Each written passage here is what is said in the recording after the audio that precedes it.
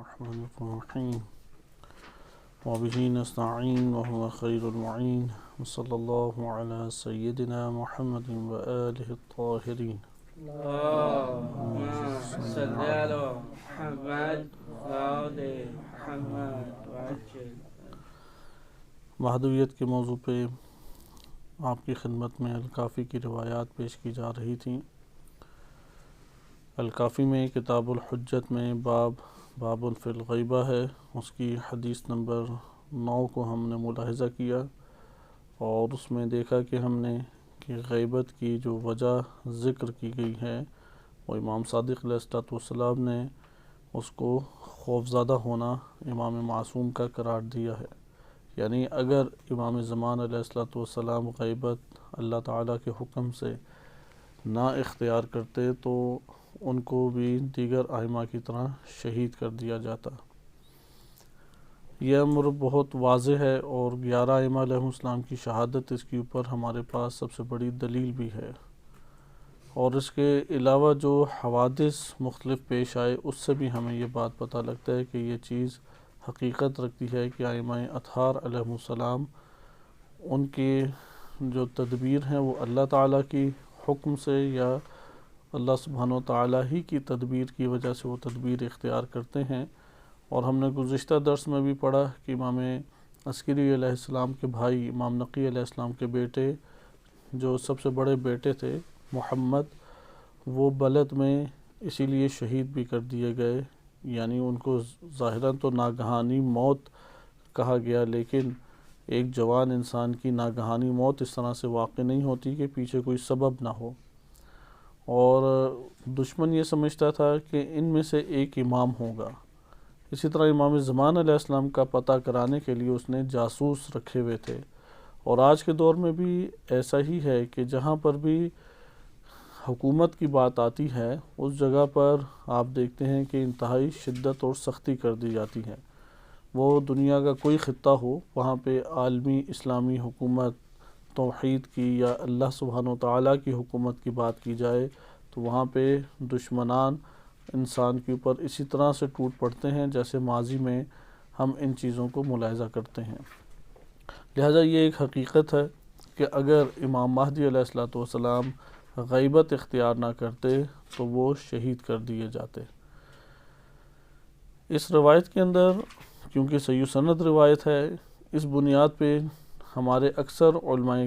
کرام نے جو غیبت کے موضوع کے ذیل میں وجہ کو قبول کیا ہے وہ اسی کو قبول کیا ہے. البتہ یہ قدامہ کی بات ہے کہ قدامہ میں سے اکثر بیشتر نے ان روایات کی وجہ سے غیبت کی علت اور غیبت کا سبب وہ قتل کا خوف ہے. اور ہم یہ جان چکے ہیں کہ حجج الہیہ کو قتل کا خوف تو لاحق ہوتا تھا، قتل کا خدشہ لاحق ہوتا تھا، لیکن وہ عمل تدبیر کے مطابق کرتے تھے جو اللہ تعالیٰ کی طرف سے ہے. جیسے حضرت موسیٰ کلیم اللہ کو جب قتل کا خوف ہوا تو قرآن میں واضح آیت میں وارد ہوا ہے فَخَرَجَ مِنْهَا خَائِفًا يَتَرَقَّبُ، کہ اس میں ذکر ہوا کہ وہ خوفزدہ حالت میں وہاں سے نکلے. اس کے اوپر ہم اختتام کرتے ہیں کیونکہ اگلی انشاءاللہ آیات ہیں اور پھر آیت نمبر یہ حدیث نمبر 18 اگلی احادیث میں ہے. حدیث نمبر 18 میں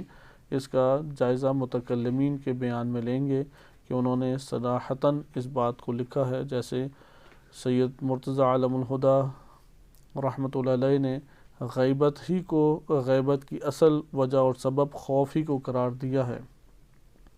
اسی طرح شیخ طوسی ہیں، انہوں نے غیبت کی اصل وجہ خوف کو قرار دیا ہے اور ان احادیث مبارکہ کی وجہ سے. اور اس کا نتیجہ ہمارے پاس یہ نکلتا ہے اگر اتنی قوت فراہم ہو جائے کہ جس سے یہ خوف برکنار ہو جائے یا یہ خوف برطرف ہو جائے تو امام زمان علیہ السلام وہ ظہور فرما جائیں گے. ابھی آگے بھی انشاءاللہ تعالی ہم اسباب غیبت پڑھیں گے، تقریباً 8 کے قریب اسباب ہیں. اور پیچھے بھی ہم ایک پڑھ چکے ہیں کہ جس میں امام علیہ السلام یعنی حدیث نمبر 8 میں ہی کہ امام علیہ حدیث نمبر 7 میں کہ اسبق میں نباتہ سے تھی کہ امام نے فرمایا کہ یہ اللہ کے غیب میں سے ایک غیب ہے اور یہ اللہ سبحانہ و تعالیٰ کے علم میں سے ایک علم ہے کہ جو جب اللہ کی مشیت ہوگی تو یہ انجام پائے گا۔ ممکن ہے کہ بدا کی صورت میں ہو کہ ہمارے سامنے ایک مدت اس کی معین ہو، لیکن اللہ کے علم میں ایک حتمی کیونکہ اللہ کے علم میں جہل نہیں لازم آ سکتا، اللہ کے علم میں ایک حتمی مدت مقرر ہے۔ تو بس ایک سبب وہ بھی موجود ہے، لیکن انشاءاللہ تعالی آگے ہم دیگر اسباب بھی دیکھیں گے۔ اس سبب، کیونکہ جس کو بھی ہم سبب قرار دیں، سبب کا مطلب یہ ہے کہ سبب اگر برطرف کر دیں تو پھر ظہور ہو جائے گا۔ ظہور کی ہم اس نعمت اور زیارت کی اس برکت سے ہم کیوں استفادہ نہیں کر سکتے، کیوں محروم ہیں؟ اس کی محرومی کی اصل وجہ کیا ہے؟ کیونکہ سبب ایک ایسا وجود رکھتا ہے کہ جو ظہور ہونے سے مانع ہے۔ اگر وہ سبب جو ہے وہ برطرف کر دیا جائے، سبب ختم کر دیا جائے، تو پھر وہ برکت ہمیں حاصل ہو جائے گی۔ بس خوف لاحق کب ہوتا ہے؟ جب انصار کی قلت ہو، جب دین کا تقاضا کرنے والے اور دین پر عمل پیرا افراد وہ اس تناسب میں نہ ہوں کہ وہ حفاظت اور دفاع کا وظیفہ انجام دے سکیں۔ لہذا امام زمان علیہ السلام ان کی غیبت کی وجہ یہی ہے کہ دشمن ان تک رسائی حاصل کر لے گا، اور اگر دشمن ان تک رسائی حاصل کر لے گا تو اس کا یہ مطلب ہے کہ ابھی اس دور میں بھی تعداد شیعوں کی کم نہیں تھی کہ کوئی کہے کہ آج تو کوئی 20 کروڑ کے قریب شیعہ ہیں، یا کم سے کم 18-19 کروڑ تو پوری دنیا کے شیعہ ملا کے اتنا عدد قریب بن جاتا ہے۔ تو یہ سارے کے سارے مل کے بھی کیا حفاظت نہیں کر سکتے؟ تو یہ ہمارے سامنے ہے کہ وہ سارے کے سارے ایک حرم کا دفاع کرنا بھی مشکل ہوتا ہے۔ وہ حرم کا دفاع کرنے کے لیے بھی قلیل سے افراد جاتے ہیں، نہ کہ اکثریت اٹھ کے چلی جاتی ہے۔ اور وہ جو قلیل افراد ہیں ان کے اندر بھی سازشی عناصر کو دشمن نے رکھا ہوا ہے۔ ایک بہت بڑا معرکہ یعنی عالمی سطح پہ ابھی تو حرم کا دفاع کرتے ہیں، ابھی یہ نہیں ہے کہ کسی علاقے کو فتح کرنا ہے، کیونکہ امام علیہ السلام جب تشریف لائیں گے پھر تو عالمی حکومت قائم کرنی ہے۔ ابھی کسی بھی مثلا ایران کے اندر اسلامی حکومت ہے، اس حکومت کا اگر ٹکراؤ ہو جائے امریکہ سے یا رشیا سے یا چائنا سے تو کیا یہ حکومت حتماً باقی رہے گی؟ اس کی پر ہمیں کچھ معلوم نہیں ہے۔ لہذا ابھی وہ قوت ہم دیکھتے ہیں کہ اتنی قوت ابھی فراہم نہیں ہے کہ آپ زمین کے ایک خطے کے اوپر ایک حکومت کو پرزور طریقے سے بچا سکیں۔ اس کے لیے ہی انہیں پوری کی پوری جان داؤ پہ لگانے پڑتی ہے۔ تو یہ کیسے توقع رکھتے ہیں کہ جب امام مہدی علیہ السلام تشریف لائیں گے یا وہ اگر آ جائیں تو یہ جتنے بھی افراد ہیں یہ دفاع کا وظیفہ انجام دے لیں گے، جبکہ انہوں نے عالمی حکومت قائم کرنی ہے۔ انہوں نے تو براہ راست اس استعمار سے جا کے ٹکرانا ہے، انہوں نے معجزے کے ذریعے سے یہ عمل انجام نہیں دینا، کیونکہ اگر معجزے کے ذریعے سے یہ عمل انجام دیا جائے تو پھر تو امام زمان علیہ السلام کی ضرورت نہیں تھی، آدم علیہ السلام اکیلے ہی کافی تھے۔ انہی کی اللہ عمر طویل کر دیتا اور انہی کے ہاتھ میں سب معجزات اللہ تعالیٰ رکھ دیتا۔ اور ہم قرآن کی آیت میں بھی پڑھ چکے ہیں کہ اگر اللہ چاہتا تو لآمن من فی الارض کلہم جمیعا، سبھی ایمان لے آتے، لیکن اللہ کی مشیت ہی یہ ہے کہ اختیار سے ایمان لایا جائے۔ اسی طرح امام زمان علیہ السلام کے اعتبار سے بھی جب وہ عالمی حکومت قائم کریں گے تو اللہ کی مشیت یہ ہے کہ وہ بشر کے لیے جو اللہ تعالیٰ نے قوانین اس دنیا کے اندر حاکم قرار دیے ہیں ان قوانین کے ضمن میں رہتے ہوئے ہی وہ حکومت کو قائم کریں، معجزات سے حکومت قائم نہیں ہوگی۔ اور اگر آپ اس تناسب میں دیکھیں کہ پوری دنیا کا باطل ایک طرف اور اس کے مد مقابل حق کے امام کے ساتھ کھڑے ہونے والے افراد ایک طرف، تو کیا ہم سمجھتے ہیں کہ آج کے دور میں اتنی قوت تشیع میں موجود ہے کہ پوری دنیا کی استعمار کو شکست دے دے؟ اگر کوئی کہے کہ خود امام معصوم کی برکت سے یہ کام ہو سکتا ہے تو پھر تو جنگ جو احد ہمارے لیے سب سے بڑی مثال ہے۔ اس میں تو نبی صلی اللہ علیہ وسلم موجود ہیں، امیر المومنین امام علی ابن ابی طالب علیہ السلام موجود ہیں، اس کے باوجود جنگ جو ہے احد میں مسلمانوں کو شکست ہو گئی۔ کربلا ہمارے پاس موجود ہے، کربلا میں بھی معصوم امام سجاد علیہ السلام، امام باقر علیہ السلام، امام حسین علیہ السلام کے علاوہ یہ دو معصوم ہیں، حضرت عباس علمدار ہیں، لیکن کربلا میں شہید ہو جاتے ہیں۔ اس کا یہ مطلب ہے کہ امام معصوم کے ساتھ اتنی طاقت اور اتنے انصار کا ہونا ضروری ہے کہ یہ جو قوانین اللہ تعالیٰ نے کائنات میں حاکم کیے ہوئے ہیں، ان قوانین کی مدد سے غلبہ حاصل کیا جا سکے۔ ان قوانین کی مخالفت کرتے ہوئے اگر قدم بڑھانا ہے اور غلبہ حاصل کرنا مقصود ہو تو پھر تو یہ غیبت نہ ہوئی۔ غیبت اس کے لیے درکار نہیں ہے، اس عمل کے لیے، اس عمل کے لیے 12 ائمہ کا ہونا ضروری نہیں ہے۔ وہ تو امام علی علیہ السلام کے ہاتھوں یہ امور جاری ہو جاتے، تب تو نسبتاً سب چیزوں کے آسان بھی تھا، دنیا کی آبادی کم تھی، جو مسلمانوں کے علاقے فتح ہوئے تھے وہ تقریباً 60-65% دنیا کے حصے کے اوپر تھے، تو تب تو نسبتاً آسان تھا۔ لہٰذا آپ نے ملاحظہ کیا کہ یہ روایت جب آ کے بیان کر رہی ہے کہ انہیں قتل کا خوف ہے، تو اس سے لازمے کے طور پہ ایک بات ہمیں ملتی ہے۔ مثلا جب ہم کہتے ہیں آگ جل رہی ہے تو اس کے لازمے سے پتہ لگتا ہے کہ وہاں پہ حرارت بھی ہوگی، ادھر روشنی بھی ہوگی، وہ کسی شے کو جلا بھی رہی ہوگی، یہ لازمے ہیں اس کے۔ اسی طرح سے جب ایک ذات کو قتل کا خوف ہے تو اس کا مطلب کیا ہے؟ یعنی اس کا موت اجل جو اللہ تعالیٰ نے قرار دیا ہے، اس وقت تو موت طبی طریقے سے نہیں آ رہی، کوئی اور ہنگامی صورت میں اس کو سبب بنانا چاہ رہا ہے، قتل کا سبب بنانا چاہ رہا ہے، یعنی کوئی دشمن رسائی حاصل کر کے قتل کرنا چاہ رہا ہے۔ اور یہ رسائی کب حاصل ہو سکتی ہے؟ یعنی ایک بندے کو خدشہ کب یہ لاحق ہوتا ہے کہ جب اتنے عوامل اور اسباب دفاع کے فراہم نہ ہوں کہ وہ اپنا دفاع کر سکے۔ لہٰذا امام مہدی علیہ السلام اگر آج بھی تشریف لے آئیں، وہ کسی بھی خطے میں تشریف لے آئیں، تو انہیں پھر غیبت ہی اختیار کرنے پڑے گی، وائلا اتنی دفاعی قوت آج بھی اتنی فراہم نہیں ہے کہ عالمی حکومت کے قیام کے لیے امام زمان علیہ السلام قدم اٹھائیں،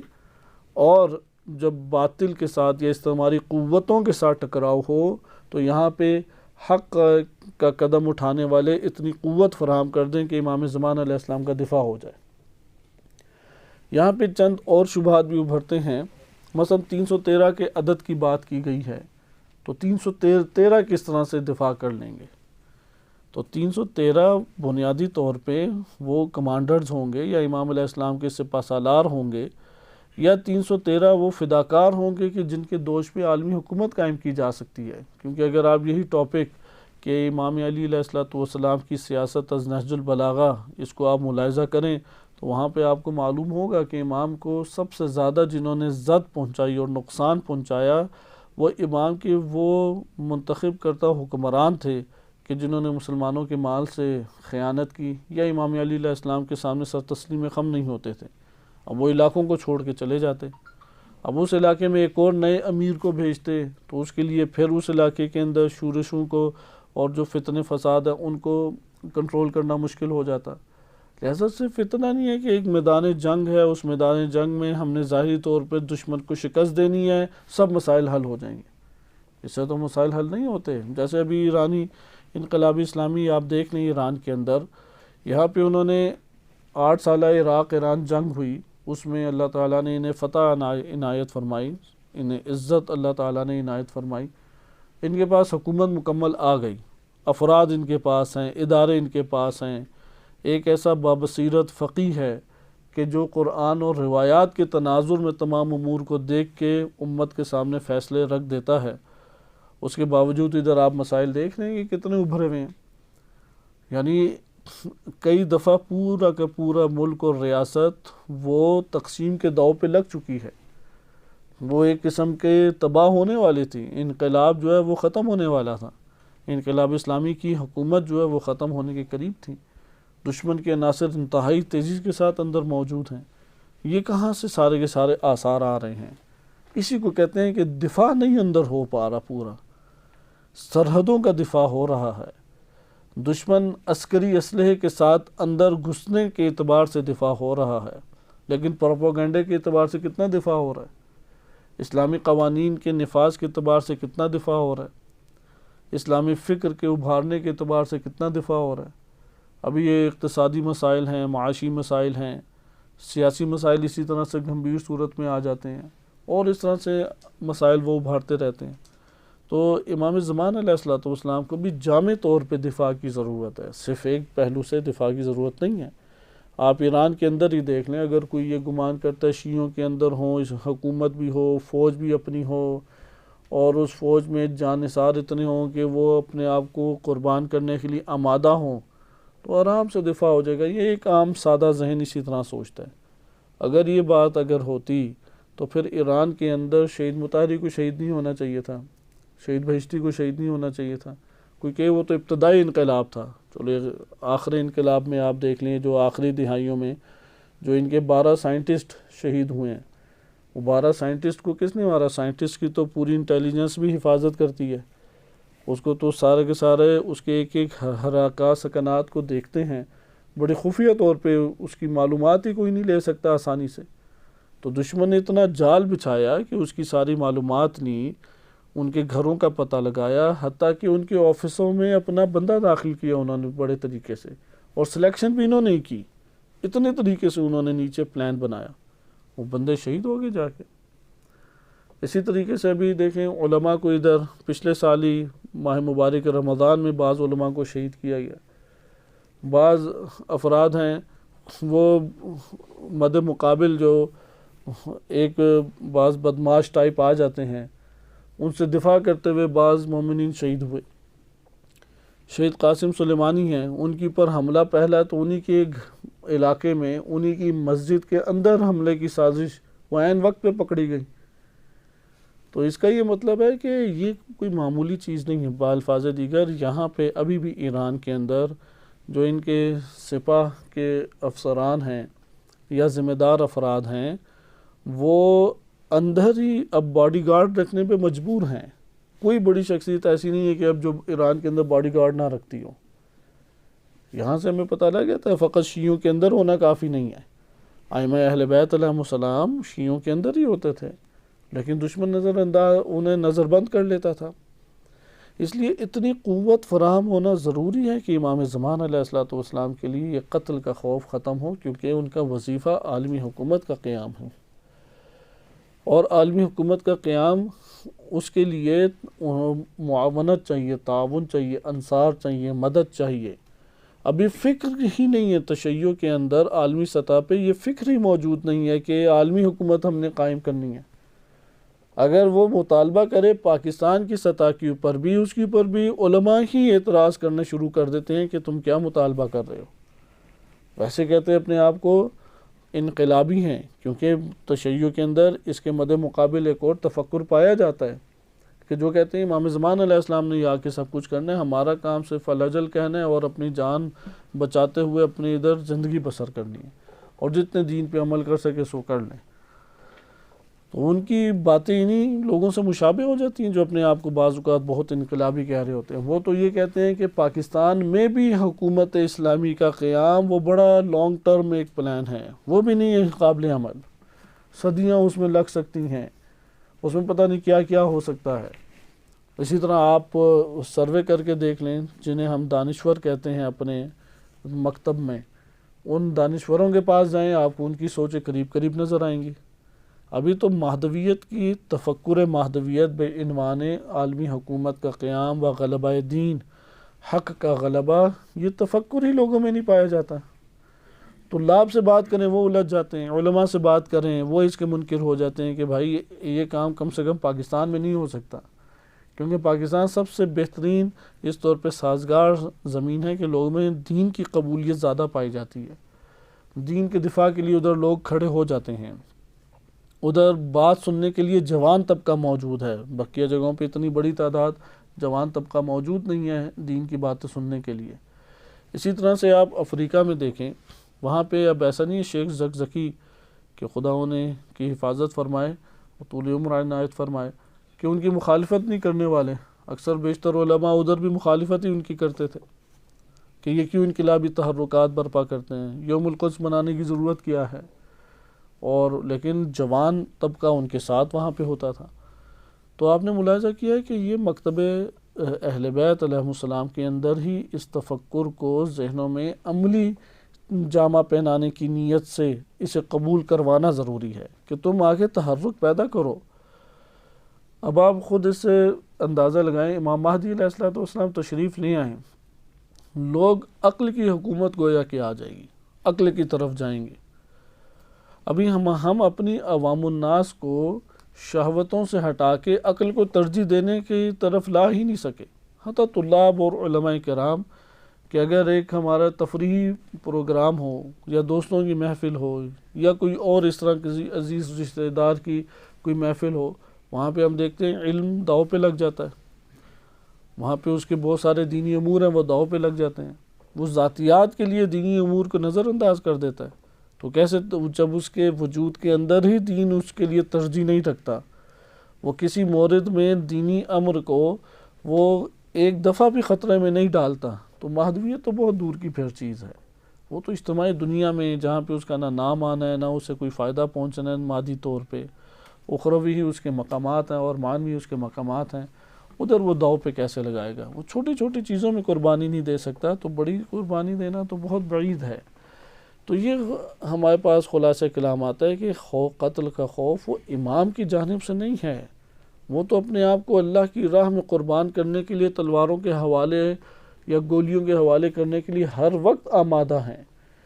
اور امام سجاد علیہ السلام کے جملہ بھی کتب میں وارد ہوا ہے کہ ان القتل عادتنا، کہ قتل ہونا تو ہماری عادت ہے، وہ شہادت کرامت ہونا، اور ہم شہادت کو عزت اور احترام کا راستہ سمجھتے ہیں۔ اس لیے اہل بیت علیہ السلام تو دعا کیا کرتے تھے، امام زمان علیہ السلام شہادت کی دعا کرتے ہیں۔ مسئلہ اس چیز کا نہیں، مسئلہ وہاں پہ ہے کہ جہاں پہ قتل کا اندیشہ اس طور پہ ہے کہ جو وظیفہ الہی ہے وہ ادھورا رہ جائے گا، جیسے نبی صلی اللہ علیہ وسلم مشرکین کی شب ہجرت تلواروں کے اور قتل کے خوف سے ہی پوشیدہ ہو کے نکلے۔ اگر انہیں تلواروں کا خوف نہ ہوتا کیوں پوشیدہ ہو کے نکلتے؟ اگر انہیں قتل ہونے کا ڈر رسول اللہ کو نہ ہوتا تو کیوں غار ثور میں پناہ لیتے؟ بس یہ ہمیں بتاتا ہے کہ نبی صلی اللہ علیہ وسلم کیونکہ وظیفہ رسالت ابھی ہے موجود، باقی ہے، ابھی شریعت کا بیان باقی ہے،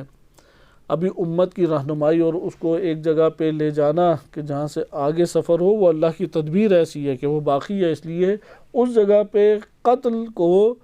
ملتوی کرنا ضروری ہے۔ اس لیے تدبیر الہی کے تحت نبی صلی اللہ علیہ وسلم قدم اٹھا رہے ہیں۔ اسی طرح موسیٰ کلیم اللہ کہ ابھی تورات نازل نہیں ہوئی، ابھی فرعون سے جھگڑا نہیں ہوا، ابھی فرعون سے ٹکراؤ نہیں ہوا، بنی اسرائیل میں مومنین مزید گنجائش ہے کہ مزید مومنین بنے، اس لیے تدبیر الہی یہ تھی کہ مدائن میں غیبت کا وقت کاٹ کے آئے وہ، اور وہاں پہ انہوں نے 10 سالہ غیبت کا وقت کاٹا اور پھر دوبارہ لوٹے، اور تب بھی ایک ہارون کو لے کے لوٹے اور ٹکراؤ شدید کیا فرعون کے ساتھ، اور اللہ نے فتح عنایت فرمائی۔ اسی طرح امام زمان علیہ السلام ہے، انہیں قتل کا خالی خوف نہیں ہے، لیکن ابھی قتل ہو جانا وہ جو وظیفہ الہی ہے، وہ جو آرزو انبیاء علیہ السلام ہے، وہ جو تمام کے تمام مقاصد تھے ائمہ اہل بیت علیہ السلام کے، شریعتوں کا بیان اسی لیے آیا، زحمتیں اسی لیے کی انبیاء اور ائمہ علیہ السلام نے کہ پوری دنیا پہ توحید کا غلبہ ہو۔ وہ کس کے ہاتھوں سے توحید کا غلبہ ہونا ہے؟ وہ امام مہدی علیہ السلام کے ہاتھوں سے توحید کا غلبہ ہونا ہے۔ اب اگر یہ وظیفہ قتل اس میں رکاوٹ بن رہا ہو وظیفے کے انجام دہی میں، تو یہاں پہ تدبیر کی جائے گی، پھر تم اپنے اس قتل کا اہتمام کرو۔ لہذا اللہ تعالیٰ کی طرف سے امام زمان علیہ السلام کے لیے یہ تدبیر قرار پائی کہ وہ قتل سے بچنے کے لیے غیبت کو اختیار کرے، نہ کہ خوف اس طور پہ ہے کہ جسے ہم نے مذموم خوف قرار دیا۔ موسیٰ علیہ السلام کا خوف مذموم نہیں ہے، رسول اللہ صلی اللہ علیہ وسلم کا خوف مذموم نہیں ہے، اور اگر کوئی اس کو مذموم خوف سمجھتا ہے اور اپنے آپ کو تلواروں کے حوالے کرتا ہے، گولیوں کے حوالے کرتا ہے، موت کے حوالے کرتا ہے، یہ تہور ہے، یہ تو شجاعت نہیں ہے، یہ تو حکمت نہیں ہے، یہ تو نادانی ہے۔ لہذا وظیفے کی انجام دہی کے لیے تدبیر بنائی جاتی ہے، اس تدبیر کے تحت قدم اٹھایا جاتا ہے، جیسے امام حسن مجتبیٰ علیہ السلام نے پہلے جنگ کی، اس کے بعد قدم اٹھایا، اور جب دیکھا کہ جنگ کی افراد موجود نہیں ہیں اور افراد اسی طرح سے سارے ہی مارے جائیں گے اور کار امامت آگے بڑھنے سے رہ جائے گا، تو فوراً تدبیر کی کہ جس سے امامت کا سلسلہ لوگوں تک پہنچے، اس کی بنیادیں محکم اور پختہ ہوں، مومنین کی جان وہاں پہ بچے اور اگلا مرحلہ طے کرے، مکتب دین اسلام اگلا مرحلہ طے کر کے محکم ہو۔ تو اس لیے انہوں نے اپنے آپ کو اور دیگر مومنین کو قتل سے بچایا، ایسی تدبیر کی۔ تو یہاں پہ بھی یہی امر ہے کہ امام زمان علیہ السلام نے تدبیر کی وجہ سے یہ غیبت اختیار کی، اور یہ بات آج ہم اگر کوئی پورے معاشروں میں دقت کرے، فقط لوگوں کے رش کی وجہ سے ہم یہ نہیں کہہ سکتے دفاع ہو جائے گا، ایک دن دفاع ہوگا پھر دوسرے دن ہم یہاں پہ بات کریں کہ اگر ابھی امریکہ سے جنگ چھڑ جائے تو بتائیں کہ امام زمان علیہ السلام کے ساتھ کتنے افراد ہیں وہ فرنٹ لائن کے اوپر کھڑے رہیں گے اور اس جگہ پہ وہ دفاع کا وظیفہ انجام دیں گے، اور اگر دفاع ہو جائے حکومت بنانے میں کتنے امین ہیں، کتنے پاکیزہ افراد ہیں، کتنے افراد ہیں کہ جن میں دینی شعور بلند طور پہ موجود ہے، وہاں پہ آپ دیکھیں گے کہ قلت نظر آتی چلی جائے گی، قلیل سے قلیل افراد ہوتے چلے جائیں گے، یا اتنی قلت ہے کہ حکومت کا قیام فوراً نہیں ہو سکتا۔ اس لیے 313 ان بنیادی اس شرائط میں سے ایک جز ہے، نہ کہ کل ہے۔ 313 کل نہیں ہے، 313 کا عدد ہو گیا چلو یہ ظہور ہو جائے نہیں، کیونکہ علت تام ہو تو تب ایک معلول وجود میں آتا ہے، یعنی اسباب پورے کے پورے مہیا ہوں۔ مثلا آگ جلانا پانی کے نیچے کافی نہیں ہے، اس کے نیچے سے وہ جو رکاوٹ بن رہا ہے پانی کو پہنچنے کے لیے آگ کا، وہ رکاوٹ ہٹانا بھی ضروری ہے۔ اسی طریقے سے پانی کا بھی ہونا ضروری ہے، کوئی اور مایہ ڈال دیا ہو تو وہ ممکن ہے کہ نہ ابلے، لہذا آپ کہیں گے کہ اسباب سارے فراہم کرو، پھر یہ ضابطہ جاری ہوگا کہ آگ لگانے سے پانی ابلتا ہے۔ اسی طریقے سے امام زمان علیہ السلام کے ظہور کے اسباب ہیں، ان سب اسباب کو جم کریں، اگر اسباب تام ہو جائیں تو تب جا کے امام زمان علیہ السلام کا ظہور ہوگا۔ آپ اسباب کو تام نہ کریں اور ایک ایک حصہ بس پکڑ لیں اور اسی کو کل قرار دے دیں، تو یہ تو ایسا کرنے والے کی خطا ہے۔ اس لیے بعض اوقات انسان جذبات میں اس طریقے سے سوچتا ہے کہ 313 تو موجود ہیں، آخر پھر کیوں ظہور نہیں ہو رہا۔ 313 اولاً جس معیار کے امام زمان علیہ السلام کو چاہیے، ممکن ہے کہ اس معیار کے 10 ہوں، 100 ہوں، 313 نہیں ہے۔ نمبر 2، 313 ہونا جو روایات کے مطابق ہے وہ علامت کے طور پہ یا آپ سبب بھی قرار دے دیں تو وہ اسباب میں سے ایک سبب ہے، سب اسباب کا جم ہونا ضروری ہے۔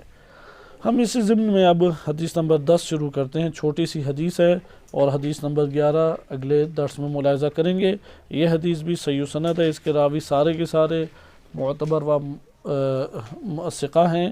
راویوں کے پر بحث نہیں کریں گے کیونکہ بہت جلیل القدر سارے کے سارے راوی موجود ہیں۔ علی بن ابراہیم عن ابی ہے، علی بن ابراہیم نقل کرتے ہیں اپنے والد گرامی ابراہیم بن ہاشم سے، ابراہیم بن ہاشم نقل کرتے ہیں ابن ابی عمیر، بہت معروف اور بڑی شخصیت ہے ابن ابی عمیر، کہ جنہوں نے بہت احادیث کو جمع کیا، اور ان کو پھر ہارون نے بالآخر اغوا کیا، اٹھایا، اور جیل میں ان کے بارے میں رجال کی کتب میں وارد ہوا ہے کہ انہیں اصحاب امام صادق علیہ السلام کے نام پتہ تھے، تو ان پہ بہت تشدد کیا گیا، لیکن انہوں نے کسی ایک بندے کا نام بھی نہیں بتایا، کیونکہ اہل علم تھے، ان کے لیے تشدد بڑا مشکل بھی تھا۔ جیسے نرم جسم ہوتا ہے، نرم جسم پہ تھوڑی سی بھی زیادہ ہے وہ چیخ زیادہ چیختا ہے، تو ان کے بھی کوئی ایسے فوجی ٹائپ بدن نہیں تھا، لیکن اندر عزم کی قوت تھی، ارادے کی قوت تھی، تو برداشت کرتے رہے، حتیٰ کہ یہ بھی وارد ہوا ہے کہ ایک بندہ انہی تشدد کی وجہ سے زبان کھولنے لگا، تو انہوں نے اپنی اسی نحیف حالت میں، کیونکہ بڑے شدید زخمی اور بڑی تکلیف میں تھے، اسے کہا کہ خدا کو خوف دلایا کہ دیکھو تم کیا کام کرنے لگے ہو، اپنا عہد و پیمان پورا کرو، جو تم نے باندھا ہے وہ عہد و پیمان پورا کرو۔ بہرحال یہ آزمائشیں آج ابھی ہمارے اوپر نہیں ہیں، ہمارے لیے تو آئمہ کی احادیث کو بیان کرنا آسان بھی ہے، ممکن بھی ہے، بلکہ اب تو سستی کے مارے کرتے نہیں ہیں۔ اس دور میں تو بہت ایک مشکل کام تھی، پتہ لگ جائے کہ یہ امام صادق علیہ السلام کا صحابی ہے تو ان کے مکتب سے یعنی تعلق رکھتا ہے، کیونکہ صحابی تو ان کے سارے ہی آتے تھے، اہل سنت میں سے تھے، اہل حدیث میں سے تھے،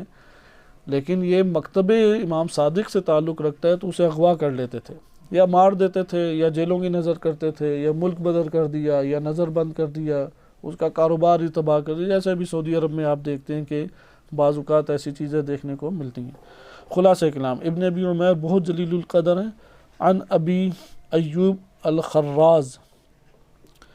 ابی ایوب الخراز جو ہیں وہ نقل کرتے ہیں محمد بن مسلم سے، محمد بن مسلم بہت عظیم شخصیت ہیں، اور ثقہ اور جلیل القدر ہیں۔ محمد بن مسلم کہتے ہیں کہ سمعت ابا عبداللہ، میں نے امام صادق علیہ السلام کو سنا، یقول، وہ فرماتے ہیں، ان بلغکم عن صاحب هذا الامر، اس امر امامت کو پورا کرنے والے صاحب کے بارے میں جب تم تک خبر پہنچ جائے کہ غیبتاً، وہ غیبت اختیار کر چکے ہیں، فلا تنکروہا، تو اس غیبت کا انکار نہ کرنا۔ اگر تمہیں یہ بات پہنچ جائے کہ امر امامت ایک ایسے امام معصوم تک پہنچ گیا ہے کہ وہ امام معصوم غیبت اختیار فرما گئے ہیں، یہ تم تک بات پہنچ جائے تو فلا تنکروہا، تو پھر غیبت کا انکار کسی صورت نہ کرنا۔ یہ روایت کیونکہ بہت آشکار اور واضح ہے، اس کی شرح کی ضرورت نہیں ہے۔ اگلی روایت حدیث نمبر 11 ہے، اور حدیث نمبر 11 کا جو مضمون ہے وہ پیچھے بھی گزر چکا ہے، اور اس میں وہی بات ہے کہ اس قدر شکوک و شبہات کھڑے ہو جائیں گے کہ ان شکوک و شبہات میں حقیقت اور امام معصوم کے پرچم کو پہچاننا مشکل ہو جائے گا۔ تو مفضل بن عمر گریہ کیا انہوں نے کہ پھر کیا کریں گے لوگ؟ تو امام نے فرمایا کہ جو شخص امامت کے ساتھ متصل ہے، قرآن اور اہل بیت علیہ السلام کے موقف کو تلاش کرتا ہے اور اس کے ساتھ متصل ہے، اس شخص کے لیے یہ امر اتنا روشن ہوگا، بلکہ اس سے بھی زیادہ روشن ہوگا جتنی کھڑکی سے گزر کے روشنی سورج کی پہنچتی ہے اور وہ روشن کرتی ہے، اس سے زیادہ روشن ہوگا یہ امر۔ اس کے لیے مشتبہ ہوگا کہ جو موقف امامت کے ساتھ اپنے آپ کو نہیں تعلق اپنا جوڑتا، وہ اس بارے میں نہیں سوچتا امام اس بارے میں کیا کہتے ہیں۔